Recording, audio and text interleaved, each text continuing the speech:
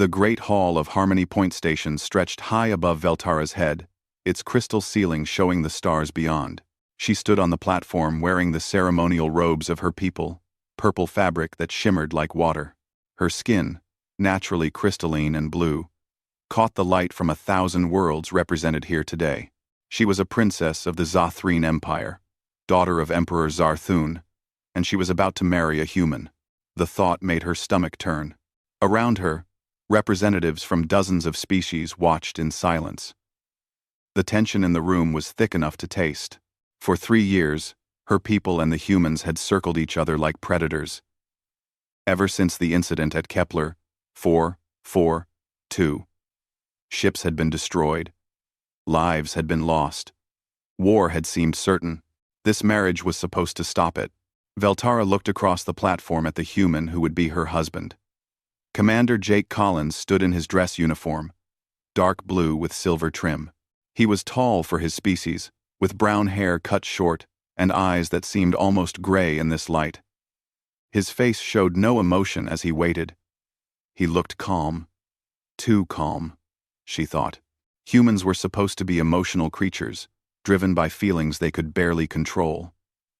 That was what all the reports said. They were young to the galaxy, barely 80 years since their first jump drive. They were violent, aggressive, and dangerous.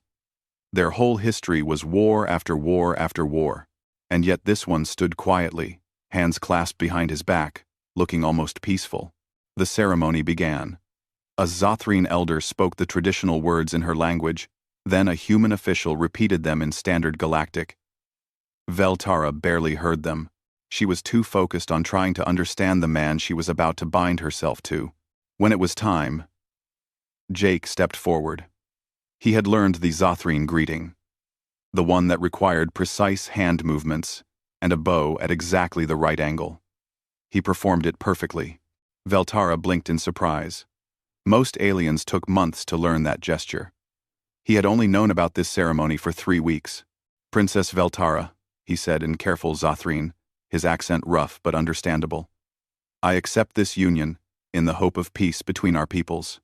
She responded in the human language called English, words she had practiced.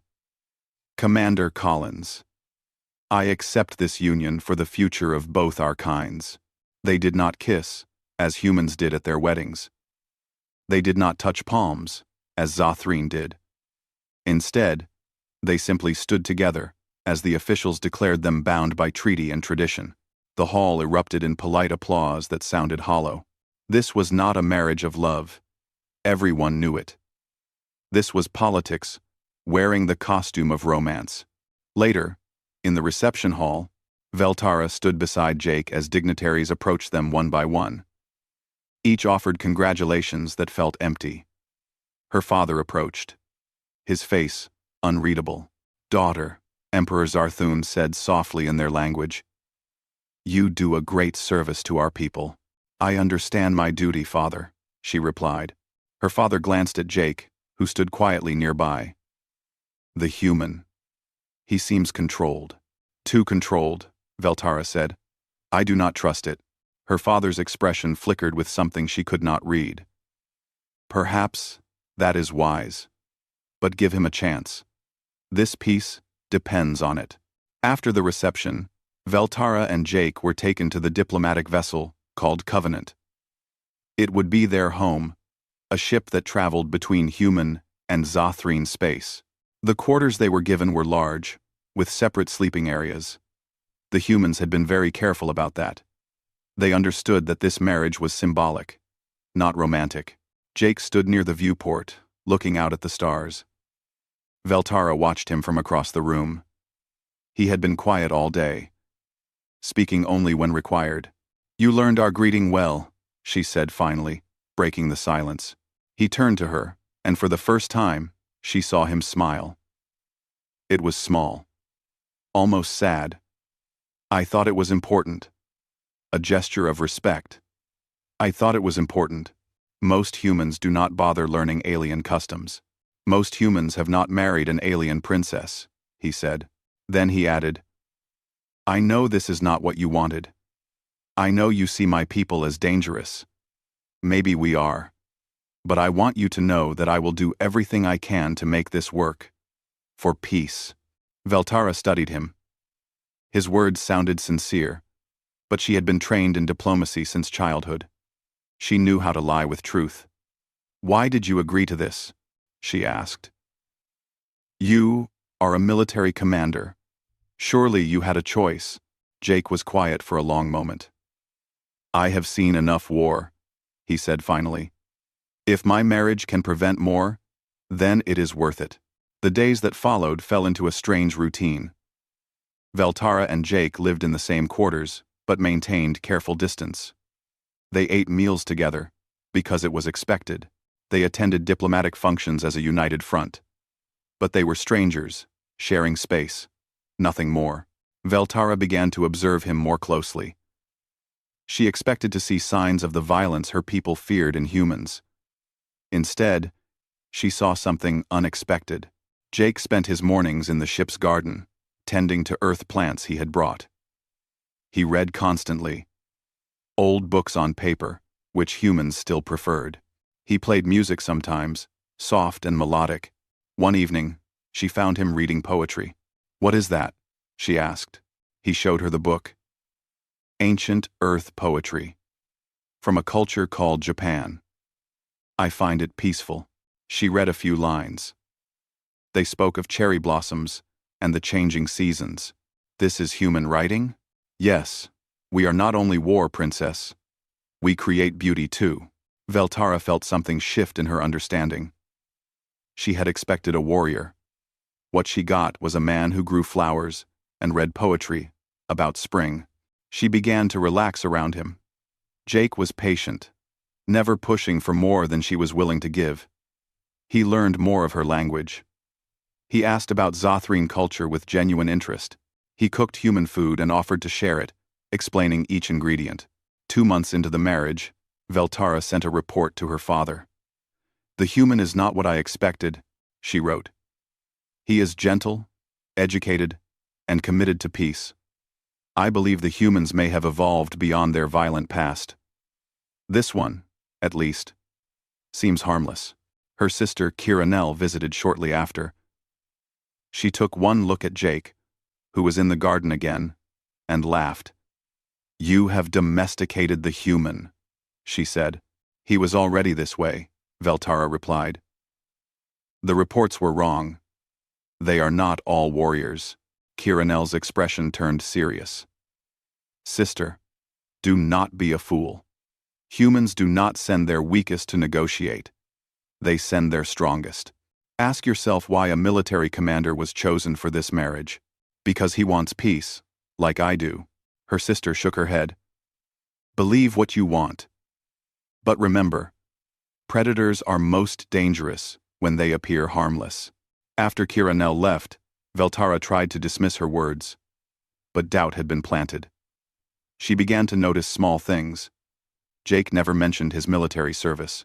His quarters had no photographs, no awards, nothing from his past. When she asked about his career, he changed the subject. One night, she heard him cry out in his sleep. She went to check on him and found him sitting up, breathing hard. Just a dream, he said when he saw her. Old memories. They mean nothing. But Veltara saw something in his eyes in that moment. Something dark and distant. It was gone in a second, replaced by his usual calm expression. Jake, she said carefully. What did you do? Before this marriage? He looked at her for a long time. What was necessary, he said. But that is past. Now I do what is right. She wanted to ask more, but something in his tone stopped her. Instead, she returned to her room, wondering for the first time if she really knew the man she had married at all. Outside the viewport, the stars turned slowly, indifferent to the questions of those who traveled among them. 6 months had passed since the wedding, and Veltara found herself thinking of Jake as something close to a friend. It surprised her how much things had changed. The man she had feared and resented now made her laugh with his stories about Earth. He showed her recordings of his home planet, things she had never imagined. This is an ocean, Jake said, playing a video on the display screen. Water stretched endlessly, blue and moving. Waves crashed against rocks. 70% of Earth is covered in water like this. Veltara watched, mesmerized. Her world had water, but nothing like this. It is beautiful, she admitted. I grew up near one, Jake said. His voice held warmth she had not heard before. As a child, I would spend hours watching the waves. They are never the same twice. Do you miss it? She asked. Every day. He smiled. But it was sad. But this is more important. Building something new with you. With our peoples. These moments confused Veltara. The more time she spent with Jake, the less he seemed like the dangerous human she had been warned about. He was kind. He was thoughtful. He remembered small details about her preferences. When she mentioned liking a certain type of fruit from her home world, he researched it and had some delivered to the ship. They began eating breakfast together not because they had to, but because they wanted to. They shared books, recommending favorites to each other. Jake introduced her to human music, and she taught him Zathrene meditation techniques. One evening, they sat together in the observation lounge. The stars streaked past as the Covenant traveled between systems. I was wrong about humans, Veltara said suddenly. Jake looked at her, surprised. What do you mean? I thought you were all violent, driven by aggression. But you are not like that at all. Jake was quiet for a moment. Humans are complicated, he said carefully. We have capacity for both violence and peace. For creation and destruction. It depends on what we choose.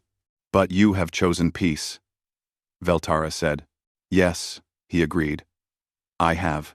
She wanted to ask him about the nightmares that still woke him sometimes.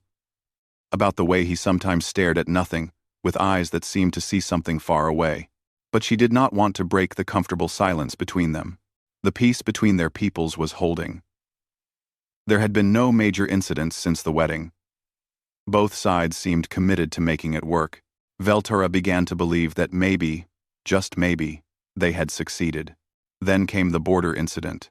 A Zathrene patrol ship encountered a human freighter in disputed space. Neither side was clearly in the wrong, but tensions rose quickly. The Zathrene captain demanded the freighter leave. The human captain refused, claiming legal transit rights. Ships powered weapons. Fingers hovered over firing controls. Word reached the Covenant within hours. Veltara felt panic rise in her chest. This was how wars started. One small mistake, one nervous officer, and everything they had built would burn. Jake took charge immediately. He contacted both ships, his voice calm and authoritative. This is Commander Jake Collins of the Terran Defense Fleet. I am ordering the freighter to withdraw to neutral space.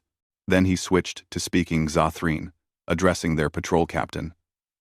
Captain Torvan, I ask that you allow the freighter safe passage to neutral coordinates. There is no honor in war over a misunderstanding. For hours, Jake negotiated. He listened to both sides. He found common ground. He proposed solutions that let both captains save face. Veltara watched him work and felt admiration growing. He was brilliant at this, understanding exactly what each side needed to hear. Finally, both ships agreed to withdraw. The crisis passed. You were amazing, Veltara told him afterward. Jake looked exhausted. I just did what needed to be done. You prevented a war. Maybe, he said. Or maybe I just delayed it. Peace is fragile, Veltara. It requires constant work. She noticed he was shaking slightly. The stress of the situation had affected him more than he showed. Without thinking, she reached out and touched his hand. It was the first physical contact they had shared since the wedding ceremony. Jake looked at her hand on his, then at her face. Something passed between them, something neither could name. Thank you, he said softly, for trusting me to handle that. I am beginning to trust you with many things, she replied. Her father sent a message of congratulations. Her sister Kiranel, however, was less impressed. "He talks well," she wrote to Veltara. "But words are easy. Predators know how to calm their prey." Veltara dismissed the message, but it bothered her more than she wanted to admit. She began to notice things she had missed before. Jake's quarters were still bare of personal items. When other human officers visited the ship, they treated Jake with unusual deference, even those who outranked him. There was respect in their eyes, but also something else. Something like fear. One day, Captain Lisa Morgan visited. She was Jake's former commanding officer. A stern woman with sharp eyes. She and Jake spoke privately, but Veltara overheard part of their conversation. "You are doing well here," Morgan said. "But do not forget who you are, Jake." "What? You are?" "I have not forgotten," Jake replied. "But I am choosing to be something else now." "Can you choose that?" Morgan asked. "Or is it just sleeping?" Veltara did not hear Jake's response. That night, she asked him directly. "Jake, what did you do before this? What was your role in the military?" He looked at her for a long time. "I was special operations," he said finally. "I went places where normal soldiers could not go. I did things that needed to be done." "Crease. What kind of things?" "The kind we do not talk about," he said. His voice was gentle, but there was steel underneath. "The kind that let other people sleep safely at night. Were you good at it?" Jake's expression did not change. "I was very good at it." Something cold touched Veltara's spine. She saw him clearly for a moment. Really saw him. This gentle man who grew flowers and read poetry had another side. She had just never seen it. "But I left that behind," Jake said, as if reading her thoughts. "I want to build, not destroy. You made me remember that I could choose that." She wanted to believe him. She did believe him. But doubt had crept in. Over the following weeks, Veltara tried to learn more about Jake's past. The human military records were classified, but she had ways of getting information. What she found was strange. There were huge gaps in his service record, missions with no details, commendations with no explanations, and a nickname that appeared in several encrypted files, Wraith 1. When she searched for information about that name, she found nothing. She did not confront Jake about it. Part of her did not want to know. The Jake she knew was kind and peaceful. The Jake who tended his garden and cooked her breakfast and talked about building a better future. She did not want to meet whoever Wraith 1 was, but Kiranel's words echoed in her mind. Predators are most dangerous when they appear harmless. 3 weeks before everything changed, Veltara and Jake were invited to New Meridian. It was a new colony, jointly built by humans and Shathreen. The first of its kind. They were going to attend a celebration, a festival of peace. Jake seemed excited about it. "This is what it is all about," he said, as they prepared for the trip. "Our peoples, working together, building together. This is the future. Our peoples." Veltara smiled at his enthusiasm. She pushed her doubts aside. Maybe she was overthinking everything. Maybe Jake really was exactly what he seemed. They boarded a shuttle for New Meridian, joining dozens of other diplomats and officials. The planet appeared in the viewport, green and blue, with settlements visible from orbit. It looked peaceful. It looked like hope. Neither of them knew that in less than a week, that peace would shatter, and Veltara would finally learn what her husband really was. New Meridian was beautiful. Veltara stood on the balcony of the settlement's central hall, watching the sunset paint the sky in shades of orange and purple. Below, humans and Shathreen walked together through the streets, talking and laughing. Children of both species played in the parks. It was everything the peace was supposed to create. Jake stood beside her, smiling at the scene. "This is worth it," he said. "All of it. Every difficult moment, every compromise. This makes it worth it." Veltara felt warmth in her chest. "I agree," she said. I never thought I would see our peoples like this. The celebration that evening was joyful. Music played, mixing human and Zothrine styles. Food from both cultures was shared. Veltara tried human dishes she had never tasted before. Jake danced with her in a way that blended their traditions, making the other guests laugh and applaud. For the first time since their wedding, Veltara felt genuinely happy. She looked at Jake and saw not just a diplomatic partner, but someone she cared about. Someone who maybe cared about her, too. They retired late to their quarters in the settlement's guest building. Veltara fell asleep quickly, exhausted but content. She woke to the sound of explosions. The room shook. Alarms screamed. Veltara stumbled out of bed, confused and terrified. Jake was already up, moving to the window. His face had changed completely. The gentle expression was gone, replaced by something cold and focused. "Get dressed," he said. His voice was different, hard, commanding. "Now. Move fast. What is happening? We are under attack." He was pulling on clothes, moving with frightening speed. Talon hegemony. At least 3 ships in orbit. Ground forces already landing. Outside, the sky was burning. Vessels streaked overhead, dropping pods that crashed into the settlement. Explosions bloomed like deadly flowers. Screams rose from the streets. Jake went to a panel on the wall and entered a code. The panel slid open, revealing weapons. Veltara stared in shock. "How did you know that was there?" "No. I know a lot of things," Jake said. He was loading equipment onto his body with practiced efficiency. Pistols, knives, grenades, things she had never seen him touch before. When you live like I have, you learn to prepare. He turned to her, and Veltara barely recognized him. His eyes were different, cold, empty of the warmth she had grown used to. "I need you to get to the emergency shelter. 3rd level down. West corridor. Can you do that? What about you? I have work to do." He checked his weapons one final time, then moved to a communication panel. His fingers flew over the controls, entering codes. "This is Wraith 1, he said into the speaker. His voice was calm, almost casual. "Authorization. Collins, Theta 9. I am going active. Send the cavalry. Wraith 1.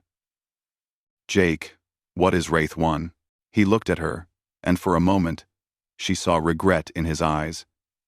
"It is who I was before I met you. Who I have to be again. Just for a while."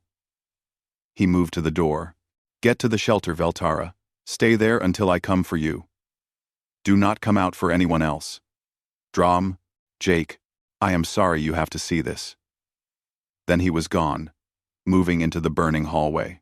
Veltara stood frozen for a moment, then her training took over. She dressed quickly and moved toward the shelter, as Jake had instructed.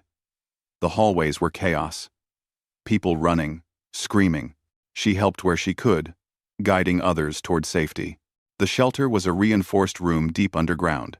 Dozens of people were already there, humans and Zothrine huddled together in fear. Veltara entered and immediately looked for a way to see what was happening outside. She found a security station with access to surveillance feeds. Her hands shook as she pulled up cameras across the settlement. What she saw made her blood freeze.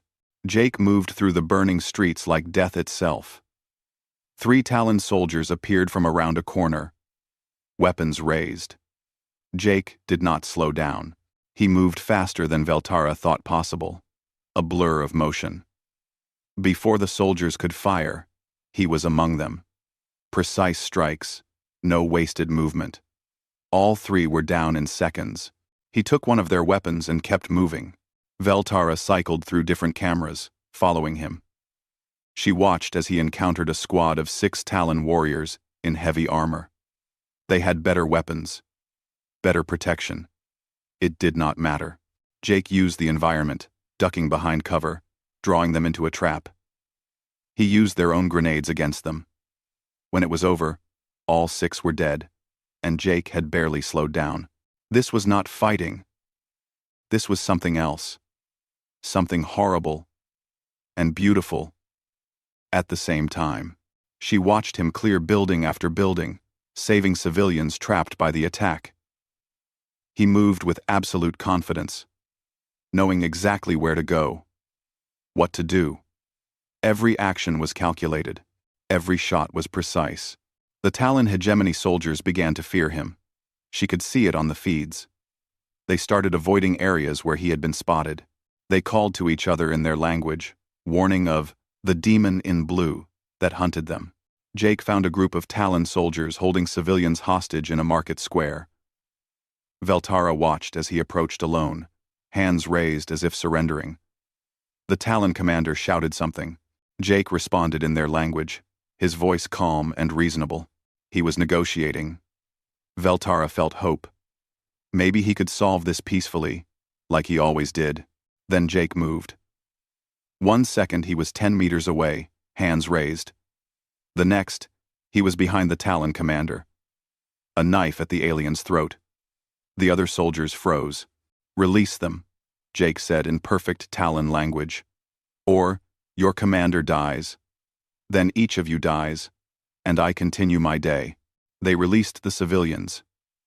Jake let the commander go, and vanished into the shadows before they could react. Veltara could not breathe. Who was this man? This was not the Jake who grew flowers. This was not the man who read poetry and talked about peace. This was a weapon that had been disguised as a man. Hours passed. The attack continued, but Jake was everywhere, disrupting the Talon forces, saving lives, killing without hesitation when needed. Veltara watched it all, unable to look away. Finally, she saw him enter a building where a Talon command unit had set up. She counted 15 soldiers inside. Elite troops with the best equipment. Jake went in alone. The security feed showed the interior. Veltara watched as Jake moved through the building like smoke. He used the ventilation system, the walls, the shadows. The Talon soldiers died one by one, never seeing what killed them until it was too late. When only the commander remained, Jake stepped out of the shadows. The Talon commander was a huge creature, twice Jake's size. It roared and charged with a massive blade. Jake did not run. He moved sideways, used the commander's own momentum against it. The blade missed by centimeters. Jake struck pressure points Veltara did not know existed. The massive alien collapsed. Jake did not kill this one. He secured the commander and activated a communication device. "Command center neutralized," he said into his comm. "Commander captured. Send security teams." Then he looked up, directly at the camera Veltara was watching through. For a moment, their eyes met across the distance. Jake's expression was unreadable. Veltara pulled back from the screen, her whole body shaking. She had been so wrong. The humans had not sent her a diplomat who could fight. They had sent her a warrior who could pretend to be a diplomat. Everything Jake had shown her, the gardens, the poetry, the gentle conversations, had that all been a lie? A performance? Or was it real, and this violence was the lie? She did not know anymore. She did not know anything.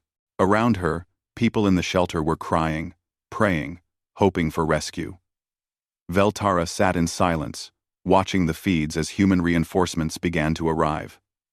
Ships descended from orbit. Soldiers deployed. And through it all, Jake moved through the settlement. A fallen star burning everything it touched, protecting what it loved, even as it destroyed. The human fleet arrived like thunder from a clear sky. Veltara watched from the shelter's observation screens as warships dropped out of faster-than-light travel, already in attack formation. Destroyers, cruisers, fighter carriers. They moved with precision that spoke of endless training. But it was not the ships that frightened her. It was what came out of them. Drop pods fell from orbit like rain, each containing human soldiers. They hit the ground, hard and fast, doors bursting open before the pods had fully stopped. Marines poured out, weapons ready, moving with purpose. Veltara had studied military tactics as part of her diplomatic training. She knew how most species fought. Zothreen warriors formed traditional battle lines, using shields and coordinated volleys. The Talon hegemony relied on superior firepower and heavy armor. Humans did neither. They flowed across the battlefield like water, breaking into small groups that moved independently but somehow worked together perfectly. They used buildings as cover, disappeared into alleys, appeared where they were not expected. They adapted constantly, changing tactics every few minutes. The Talon forces had no answer for it. A group of Talon soldiers set up a defensive position at a major intersection. It was well-chosen ground with good sight lines and strong fortifications. By traditional military thinking, it would take hours and heavy casualties to break. The humans took it in 12 minutes. They did not attack directly. Instead, they came from 3 different directions at once. Some created a distraction with heavy fire from the front. Others scaled buildings and attacked from above. A third group breached through an underground service tunnel. By the time the Talon soldiers realized what was happening, it was over. Veltara cycled through different camera feeds, watching similar scenes across the settlement. Everywhere, human forces were winning not through strength, but through creativity. They turned the Talon's own tactics against them. They used psychological warfare, making the enemy paranoid and scattered. In one area, humans played recordings of screaming and weapons fire in empty buildings, drawing Talon forces into traps. In another, they hacked Talon communications and fed false orders, causing friendly fire incidents. This was not the clean, honorable warfare Veltara had been taught to respect. This was dirty, clever, and absolutely devastating. A notification appeared on her screen. Captain Lisa Morgan was entering the settlement with reinforcements. Veltara found the camera feed, showing the landing zone. Morgan stepped out of her transport, surveyed the battlefield, and started giving orders.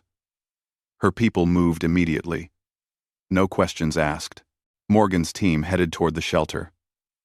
Veltara felt relief mixed with anxiety. She still did not understand what was happening, who these humans really were. When Morgan entered the shelter, her presence was like a cold wind. She scanned the room, assessing everyone in seconds. Her eyes found Veltara. "Princess," Morgan said, approaching. "You are safe." "Good." "Captain Morgan," Veltara replied. "What is happening? Where is Jake?" "Commander Collins is securing the eastern sector." Morgan's expression was unreadable. "He is doing what he does best." "What he does best," Veltara repeated. "You mean killing?" Morgan's eyes narrowed. "I mean protecting. There is a difference." "Is there?" "I have been watching him. Watching all of you. This is what humans are. Is it not? Warriors. Killers." Morgan was quiet for a moment, then gestured toward the shelter exit. "Come with me. There is something you should see." And, "Mask Marganosk, Marganosk, Marganosk, Marganosk." Veltara followed, her guards protesting but ultimately allowing it. Morgan led her through secured corridors to an observation point overlooking the settlement. The battle was still ongoing, in some areas, but much of the settlement was already secured. "Look there," Morgan said, pointing to a section of the settlement that had taken heavy damage. Veltara looked and saw human medics working among the wounded. They were treating everyone. Humans, Zothreen, even injured Talon soldiers. A human nurse was carefully bandaging a Zothreen child while singing softly to calm them. And there, Morgan pointed to another area. Human engineers were already working to restore power and water to damaged buildings. They moved quickly and efficiently, prioritizing areas with the most civilians. "We are warriors," Morgan said. "We will not apologize for that. But we are also healers, builders, guardians. We choose when to be which." "Jake chose to be a warrior today," Veltara said, "because today required a warrior. Tomorrow, he will choose something else. Movement caught Veltara's attention. She saw Jake's team approaching across a plaza. There were 5 of them, moving together with the ease of long practice. They were dirty, exhausted, but alive. They saw Morgan and changed direction, heading up to the observation point. As they got closer, Veltara could see them more clearly. They all wore the same expression Jake had: focused, alert, dangerous. But when Jake saw her, his expression changed. The hardness softened. "Veltara," he said. "You are safe." "Yes." She did not know what else to say. One of his team members, a woman with short red hair, looked at Veltara with curiosity. "So this is your princess. She does not look like she approves of our work. Can you blame her?" Another team member said, a man with a scarred face. "We just showed her what we really are." "What we really are is complicated," Jake said quietly. He looked at Veltara. "Can we talk?" Privately, they moved to a small room away from the others. For a long moment, they just looked at each other. Veltara saw that Jake had blood on his uniform. She did not ask if it was his. "You lied to me," she said finally. "No," Jake replied. "I never lied. I just did not tell you everything. You let me think you were harmless. I let you see who I am when I am not at war. That was not a lie. That was the truth." Veltara shook her head. "You are a killer. A weapon. Everything else was just a mask." Jake's expression tightened with pain. "Is that what you think? That the man who cooked breakfast for you was fake? That the conversations we had meant nothing? I do not know what to think anymore. Then let me help you understand." Jake sat down heavily, suddenly looking exhausted. "I was a soldier. A very good one. I did terrible things because they needed to be done, and every single one of those things changed me, hurt me, made me into something I did not want to be." He looked up at her. "Then, I met you, and for the first time in years, I remembered that I could be something other than a weapon. You made me want to choose peace, to build instead of destroy. That was real, Veltara. That was more real than anything I had been in years. But the moment violence came, you became a weapon again, because people needed protecting. Because if I did not fight, innocent people would die." His voice was intense. "Yes, I know how to kill. Yes, I am good at it. But I hate it. Every single time, I hate it. And when this is over, I will go back to my garden and try to remember how to be human again." Veltara sat down across from him. "How do you do it? How do you switch between peace and war like that?" "Practice," Jake said bitterly. "Too much practice. But also choice. Every moment, I choose. Right now, I am choosing to be gentle with you. Even though you are angry. Earlier, I chose to be violent to protect others. Tomorrow, I will choose to help rebuild. These are all me. All real. I do not understand humans." Veltara whispered. "We do not understand ourselves sometimes," Jake admitted. "We are capable of such cruelty and such kindness, often at the same time. It is what makes us human." Outside, the sounds of battle were fading. The Talon forces were retreating or surrendering. The settlement was being secured. "What happens now?" Veltara asked. Jake stood and offered her his hand. "Now we do the other part of being human. We heal. We rebuild. We try to make sure this never happens again." "Jake?" She looked at his hand for a long moment, then took it. His grip was gentle, despite the strength she knew it held. Together, they walked back out into the wounded settlement. Two people from different worlds, trying to understand each other in the ruins of peace. The days following the attack were strange and painful. Veltara moved through the damaged settlement like a ghost, watching humans and Jathreen work together to repair what had been broken. Buildings were rebuilt. Wounded were treated. The dead were honored. She saw Jake every day. But they barely spoke. He was busy coordinating relief efforts, organizing security, planning for potential future attacks. When their eyes met across crowded rooms, she saw the question there. Did she still hate him for what she had seen? She did not hate him, but she did not know what she felt. 3 days after the attack, she sent a message to her father requesting a private conversation. When his image appeared on the secure channel, Emperor Zarthun looked older than she remembered. "Daughter," he said, "I have heard reports of what happened." "Physically, yes," Veltara replied. "But father, I must ask you something. Did you know what Jake was? What he had been?" Her father was quiet for a moment. "Yes," he said finally. "We knew. You knew he was one of their elite soldiers? One of their killers? We knew he was called Wraith 1. We knew he had done black operations work for the human military. We knew he was, as you say, a killer." Veltara felt betrayed.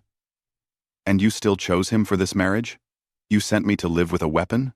"We chose him precisely because he was a weapon," her father said. His voice was gentle but firm. "Think, daughter. If we wanted peace, would we bind you to someone weak? Someone who could not protect what we built? But the violence exists whether we acknowledge it or not. The Talon hegemony proved that. Evil exists in the galaxy, Veltara. We needed someone who understood that, who could face it when necessary." Emperor Zarthun leaned forward. "We chose Commander Collins because he was a warrior who chose peace. Do you understand the difference? Anyone can choose peace when they have no other option. But a man who knows war, who is good at it, and still chooses peace? That is a man who understands what peace costs." Veltara sat in silence, processing her father's words.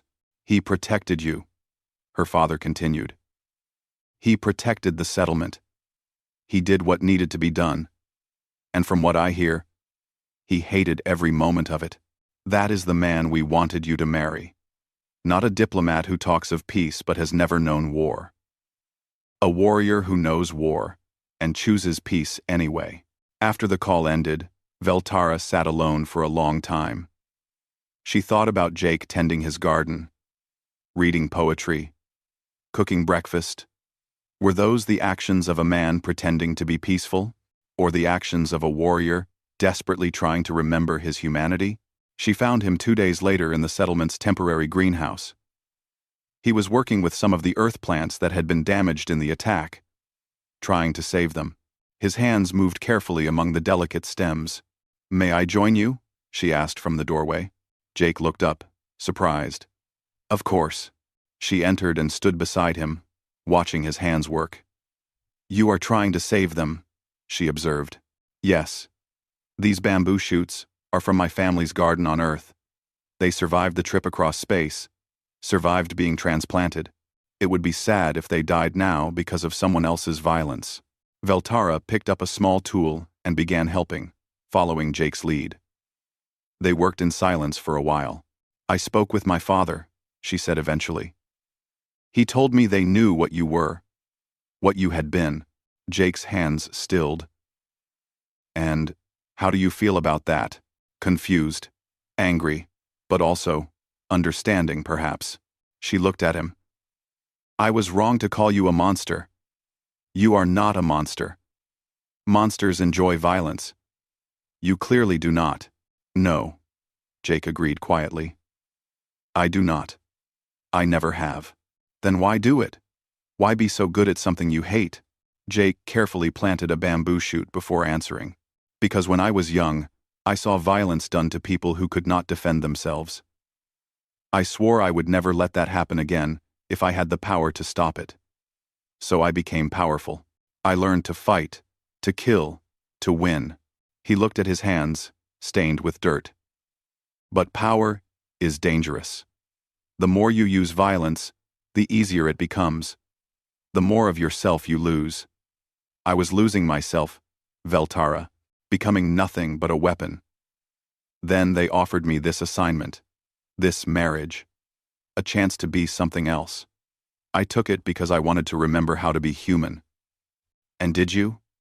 Remember? Jake smiled, sad but real. Veltara set down her tool. I need to tell you something. When I saw you fight, I was terrified. Not of you hurting me, but of understanding what humans really are. What we are is complicated. Let me finish, she interrupted gently. I was terrified because I understood. Humans are capable of such violence. But you are also capable of choosing not to use it. That choice, that control. Jake looked at her, waiting. My people are warriors too, Veltara continued. But we have never had to make that choice. We fight with honor, following codes and traditions. But humans, you can fight without honor when needed. Then choose to be honorable again. You can be brutal and gentle, destructive and creative, all at the same time.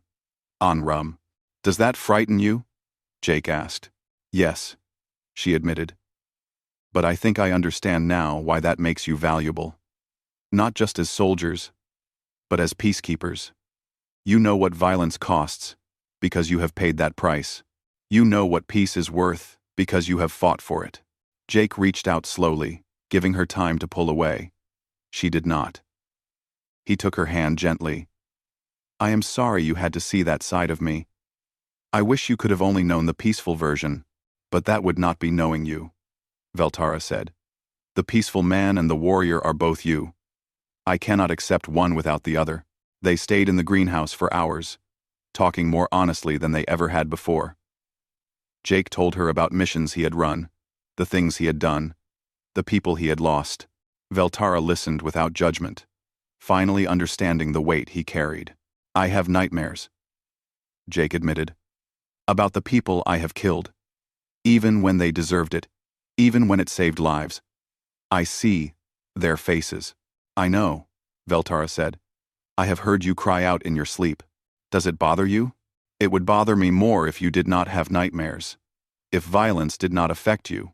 A week after the attack, Veltara and Jake were called to address the Galactic Council. They stood together before the assembled representatives, the same chamber where they had been married months before. The mood was tense. The Talon hegemony attack had shaken everyone. Some species were calling for military buildups. Others wanted stronger isolation. Veltara spoke first. I married a human for peace, she said, her voice clear and strong. I thought I understood what that meant. I thought peace was the absence of conflict. I was wrong. She looked at Jake, then back at the council. I saw my husband fight war like a fallen star, burning, destructive, terrible to witness. But he fell to protect the innocent. He burned to keep others safe. And when the battle ended, he chose to rebuild rather than continue destroying. Jake stepped forward. Every human carries this duality within them. We are capable of both creation and destruction, violence and peace, cruelty and kindness. What defines us is not our capabilities, but our choices. Together, they presented their proposal. A joint defense force, combining human and Zothrine forces, not to wage war, but to protect those who could not protect themselves. To stand against violence while choosing peace. We do not propose an army of conquest, Veltara explained. We propose guardians who understand the cost of war because they have paid it. Warriors who choose peace because they know what the alternative costs. The debate lasted for hours. Some supported the idea, others opposed it. But slowly, support grew. The proposal passed with a narrow majority. The first combined human Zothrine defense force would be established, with Jake and Veltara overseeing its creation. That night, back on the Covenant, they stood together at the viewport, watching Earth rise over the lunar horizon. The planet turned slowly, blue and white and beautiful. Are you happy? Jake asked. Veltara thought about the question. I am not sure happy is the right word. I am hopeful. hopeful that we can build something good from all this. That is enough, Jake said. Hope is always enough to start with. She took his hand, no longer afraid of the strength she knew it held. Will you teach me? She asked. About being human. About making hard choices. About carrying the weight of violence, while choosing peace. If you will teach me about hope, Jake replied. I had forgotten what that felt like until I met you. We will teach each other then, Veltara said. They stood together in comfortable silence, watching the stars turn. Two people from different worlds, each carrying their own burdens, choosing together to build something new. Not perfect peace, because perfect peace did not exist, but real peace, built by those who understood its price. Outside the viewport, space stretched endlessly, full of danger and beauty, full of violence and wonder. The galaxy had not become safer, but perhaps it had become a little wiser, and sometimes that was enough.